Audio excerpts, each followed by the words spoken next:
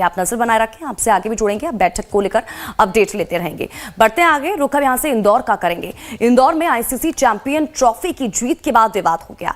आपको बता दें कि यहां पर महू में जश्न मना रहे दो गुटों में झड़प हो गई। जामा मस्जिद के पास झड़प के बाद पथराव भी हुआ।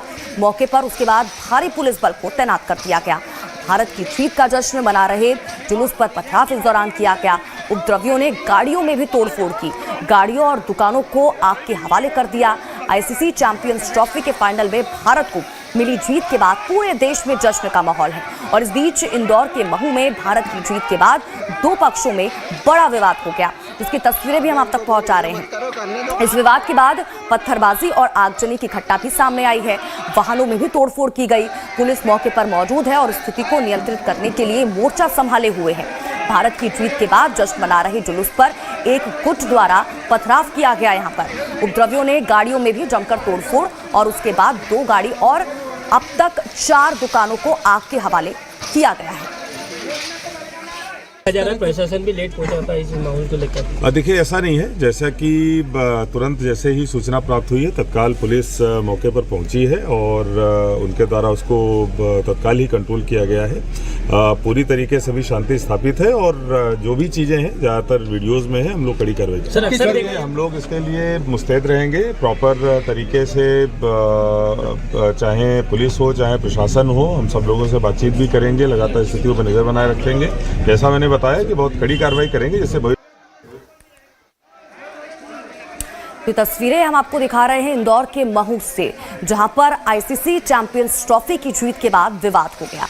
महू में जश्न मना रहे दो गुटों में इस दौरान झड़प हो गई। जामा मस्जिद के पास झड़प के बाद पथराव भी किया गया। मौके पर अब भारी पुलिस बल तैनात कर दिया गया है। स्थिति को नियंत्रण करने की, काबू करने की पूरी कोशिश की जा रही है। इस दौरान गाड़ियों को भी आग के हवाले कर दिया गया, दुकानों में भी आग लगा दी गई, गाड़ियों में तोड़फोड़ की गई। उसकी तस्वीरें आपके टीवी स्क्रीन पर हैं। हालांकि जैसे ये बवाल बढ़ा तो पुलिस प्रशासन मौके पर पहुंची और उसके बाद स्थिति को नियंत्रण करने की कोशिश की गई। भारत की जीत का जश्न यहां पर कुछ लोग मना रहे थे, उसके बाद उन लोगों पर दूसरे गुट के लोगों ने पथराव कर दिया।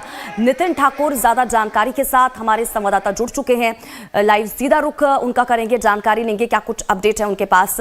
नितिन, अभी सबसे पहले तो अपडेट दीजिएगा, अभी स्थिति वहां पर किस तरह की बनी हुई है, क्योंकि पुलिस फोर्स को तो तैनात कर दिया गया, क्या हालात काबू में है अभी? जी स्वाति, बताना चाहूँगा हालात काबू में है। 300 पुलिस बल अफसरों के साथ तैनात है।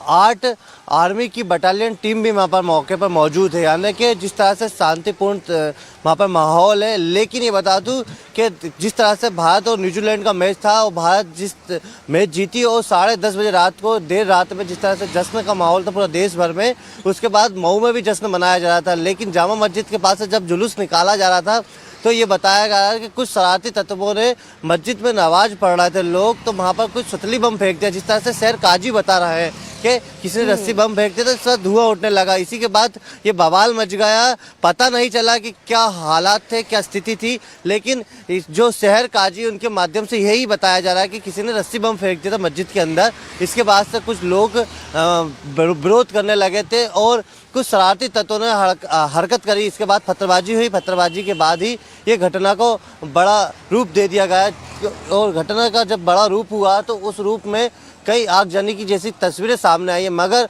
फिलहाल जिस तरह से जो इंदौर के कलेक्टर हैं आशीष सिंह, वो बता रहे हैं कि शांतिपूर्ण है, पूरा प्रशासन लगा हुआ है। जो तनावपूर्ण स्थिति थी वो अब समाप्त हो चुकी है। लेकिन अब कहीं ना कहीं जिस तरह से सोशल मीडिया पर वीडियो वायरल हो रहा है, उनको चिन्हित किया जा रहा है। पुलिस द्वारा उन वीडियो पे जो शरारती तत्व थे जिन्होंने ये हरकत करी उनको चिन्हित किया जा रहा है, उन पर मामले दर्ज किए जाएंगे। क्योंकि मध्य प्रदेश में संवेदनशील मुख्यमंत्री हैं, उनका कहना है कि यहाँ ऐसी घटना नहीं होना चाहिए। जिस तरह से जो असामाजिक तत्व के लोग हैं जिन्होंने ये हरकत करी, उन पर कड़ी कार्रवाई करना चाहिए। जी नितिन, क्योंकि जिस तरह से आपने भी जानकारी दी, बताया जा रहा है कि जामा मस्जिद के पास से झड़प हुई और आप भी जानकारी दे रहे हैं कि चिन्हित भी किया जा रहा है पुलिस की तरफ से उन लोगों को जिनके तरफ से पथराव किया गया, आगजनी की गई। क्या अभी किसी व्यक्ति को हिरासत में भी लिया गया है?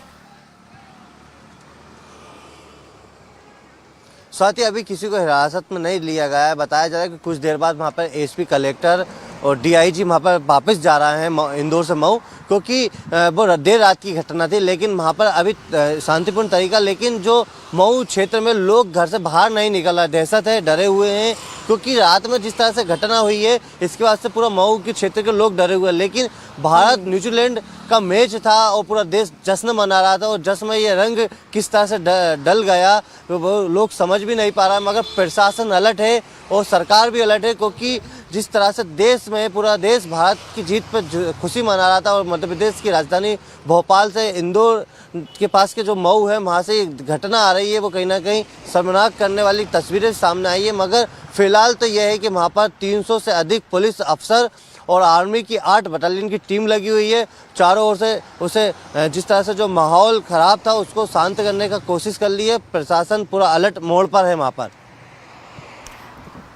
बहुत बहुत शुक्रिया नितिन इन तमाम जानकारी के लिए और हमारे साथ जुड़ने के लिए। आप नजर बनाए रखें। आप